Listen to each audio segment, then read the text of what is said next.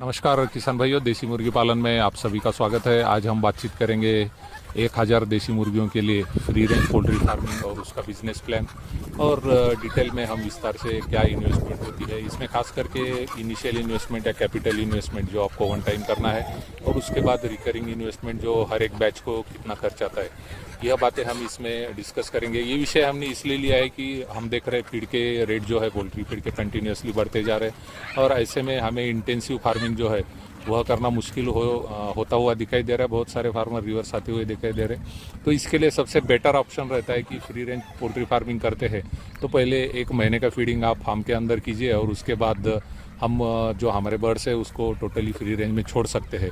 इस तरह हम बहुत सारा फीडिंग का खर्च कम कर सकते हैं और पोल्ट्री फार्मिंग में अच्छा मुनाफा कमा सकते हैं। तो देखेंगे इस वीडियो में हम सबसे पहले तो हम इनिशियल इन्वेस्टमेंट जो कि पहली शुरुआत होगी, जिसमें शेड और फ्री रेंज एरिया आएगा, और पोल्ट्री के लिए जो फीडर और ड्रिंकर लगते हैं यह भी खर्च आएगा, ब्रूडिंग का खर्च आएगा। तो यह इनिशियल एक ही बार आपको खर्च करना है, तो यह खर्च कितना होता है सबसे पहले देखेंगे, और उसके बाद रिकरिंग कॉस्ट जो है एक बैच का क्या खर्च होता है वो देखेंगे। तो इनिशियल इन्वेस्टमेंट में सबसे पहले आपको 1000 मुर्गियों के लिए 1000 स्क्वायर फीट का पोल्ट्री शेड लगेगा, और आज का रनिंग कॉस्ट देखेंगे हम तो पर स्क्वायर फीट के हिसाब से 200 रुपये का खर्च उसको आएगा, तो 2 लाख में आपका पोल्ट्री का शेड बन जाएगा।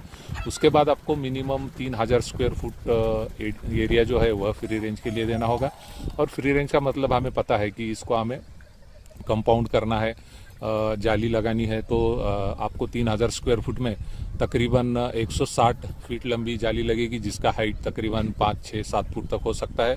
और आज का मार्केट का प्राइस देखा जाए तो रनिंग कॉस्ट इसकी 100 रुपीज़ पर फीट के हिसाब से आपको मिलेगी। तो तकरीबन 16,000 से लेकर 20,000 तक आपको 3000 स्क्वायर फुट का जो फ्री रेंज एरिया इसको कवर करने के लिए मेटल जाली लगेगी।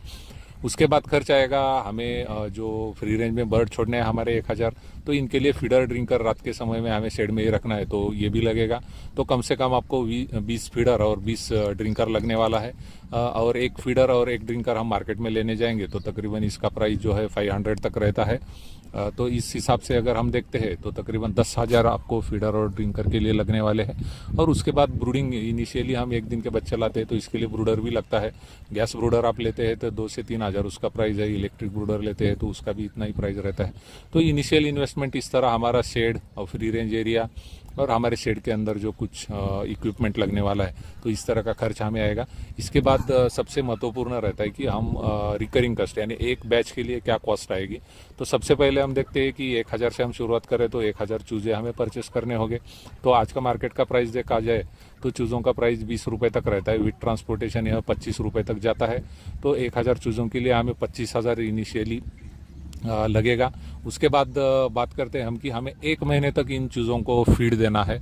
तो तकरीबन अगर हम 1 महीने में पहले 400 ग्राम से लेकर 500 ग्राम, आधा किलो पर चीक फीड देते हैं, तो इस हिसाब से फीड की कॉस्ट भी हमें पता करनी पड़ेगी। फीड के कॉस्ट कंटिन्यूसली चेंज होते हैं, तो उस हिसाब से आप देखिए कि कम से कम आपको एक बर्ड को आधा किलो से लेकर 1 किलो तक फीड खिलाना है, तो ही 1 महीने में उनका वेट जो है 200 ग्राम से आगे चला जाएगा, और 1 महीने के बाद आप उन्हें फ्री रेंज में छोड़ सकते हैं।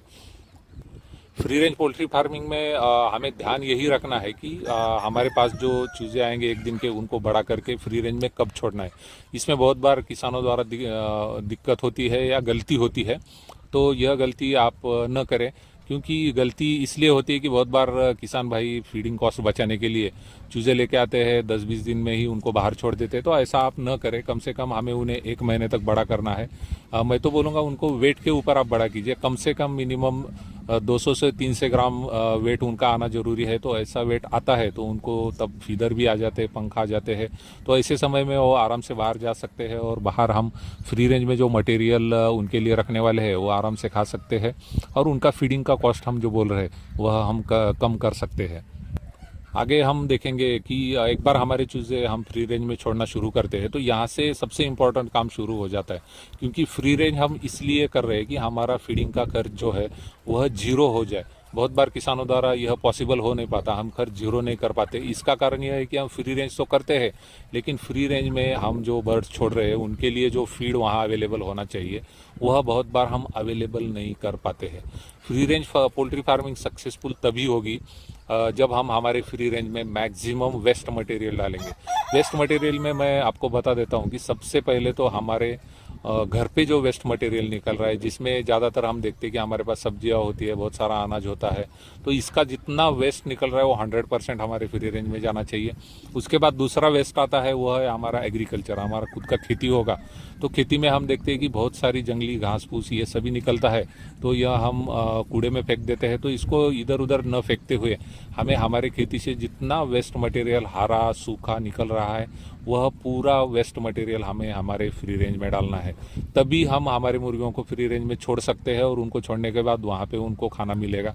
फ्री रेंज में जो वेस्ट मटेरियल डाल रहे हैं उसकी वजह से वहाँ पे बहुत सारे आप देखेंगे कि छोटे छोटे जो चींटी जैसे जो कीड़े हैं वहाँ पे आपको उत्पन्न होते हुए दिखाई देंगे, और वही हमारी जो देसी मुर्गियां हैं उनका फीड है।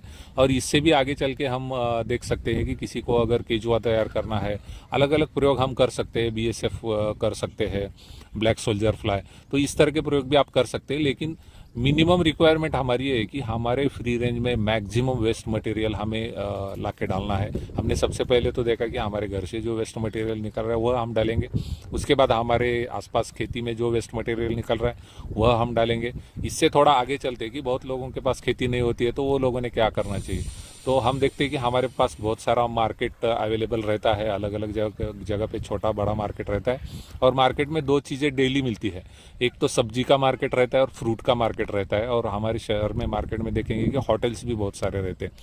तो सब्जी और फ्रूट के मार्केट में आप देखेंगे कि जो सब्जी थोड़ी ख़राब हुई है या फ्रूट वेस्ट हुए हैं वह वहाँ पे फेंक दिए जाते हैं। तो ऐसे में हम वहाँ से यह पूरा मटेरियल कलेक्ट करके हमारे जो फ्री रेंज एरिया है वहाँ पे अगर हम डालेंगे तो हमारे मुर्गियों के लिए बहुत सारा प्रोटीनस ऐसा फीड हम उसको बोलेंगे, तो वहाँ पे तैयार हुआ आपको अवेलेबल होता हुआ दिखाई देगा।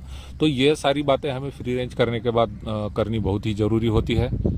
अक्सर किसानों द्वारा यही गलती होती है कि फ्री रेंज मतलब हमारी जो देसी मुर्गियाँ हैं उनको खाली फ्री छोड़ना है, बाहरी एरिया में फ्री छोड़ना है, तो ये गलत है। फ्री रेंज का मतलब यह है कि आप उनको फ्रीली छोड़ रहे हैं लेकिन वहाँ पे उनको खाना मिल रहा है। तो यही फ्री रेंज कंसेप्ट किया आपने तो पॉसिबल है कि उनको खाना मिलेगा और हमारा फीडिंग का खर्च कम होगा। अगर हम उनको खुले एरिया में छोड़ रहे हैं और वहाँ पे वेस्ट मटेरियल अवेलेबल नहीं है तो मुश्किल है, वहाँ पे उनको खाना नहीं मिलेगा और हमारा फीडिंग का खर्च बढ़ जाएगा। क्योंकि रात के समय में अगर आप फार्म में मुर्गी रख रहे और बाहर उन्हें कुछ दिन भर खाने को नहीं मिल रहा है तो हमें रात में उनको ज़्यादा फीड देना पड़ेगा। तो इसलिए हमें फ्री रेंज का कंसेप्ट अच्छे से पहले समझ लेना ज़रूरी है, और ये कंसेप्ट आप एक बार समझ लेते हैं तो 100% आप आपकी मुर्गी का जो फीडिंग खर्च है 1 महीने के बाद वह आप बिल्कुल जीरो कर सकते हैं। इसके बाद बात आती है कि सेल कब करना है। तो हम देखेंगे कि जब इंटेंसिव फार्मिंग यानी पूरा हम मुर्गी पालन शेड के अंदर ही कर रहे हैं तो उस समय तो हमें पता है कि तकरीबन 60 दिन से लेकर 80 दिनों तक हमारी मुर्गी जो है 1 किलो की होती है। लेकिन फ्री रेंज में आपको ये दिखेगा कि थोड़ा टाइम ज़्यादा लग रहा है। ज़्यादा लगने का कारण यह हो सकता है कि फ्री रेंज में हमने वेस्ट मटेरियल उनके लिए फीड अवेलेबल नहीं किया, इसके लिए टाइम ज़्यादा लग सकता है। लेकिन कम से कम 90 दिनों में आपका फ्री रेंज में जो है आपकी देसी मुर्गी 1 किलो वेट अचीव करेगी। और इसके बाद आपको मार्केटिंग करनी है, और ये भी ध्यान रखना है आपको कि फ्री रेंज का जब हम मुर्गी सेल कर रहे हैं तो उसको रिटेल में ही सेल करना है। क्योंकि हमें पता है फ्री रेंज में मुर्गी अगर फीडिंग फ्री रेंज में हो रहा है तो उसका क्वालिटी चिकन क्वालिटी बढ़ेगा, टेस्ट चिकन का टेस्ट बढ़ेगा। अगर एक प्रोडक्शन पे मुर्गी लाएंगे तो एक का भी क्वालिटी अच्छा रहेगा, टेस्ट अच्छा रहेगा।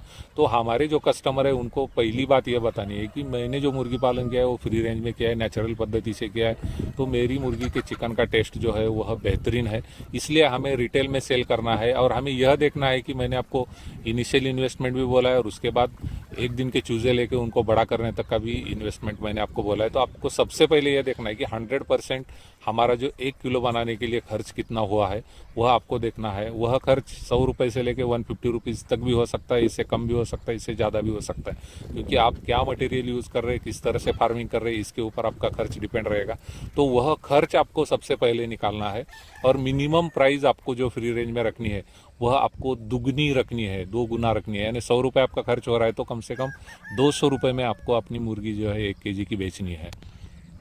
इस तरह से अगर फ्री रेंज में हम हमारी मार्केट स्ट्रेटेजी रखते हैं तो मुझे लगता है कि किसानों को अच्छा प्रॉफिट मिलेगा और किसान सस्टेन कर पाएगा। नहीं तो अभी हम देख रहे हैं कि बहुत सारे किसान जो है हम खुद के पोल्ट्री फार्म बंद कर रहे हैं। तो आज के वीडियो में हमने जो भी फ्री रेंज के बारे में चर्चा की तो आप ध्यान से एक बार उसके ऊपर विचार कीजिए और अपना फ्री रेंज जल्दी से जल्दी शुरू करने का प्लान कीजिए। आप सभी किसान भाइयों को हम शुभकामनाएं देते हैं और यहाँ पे रुकते हैं। धन्यवाद।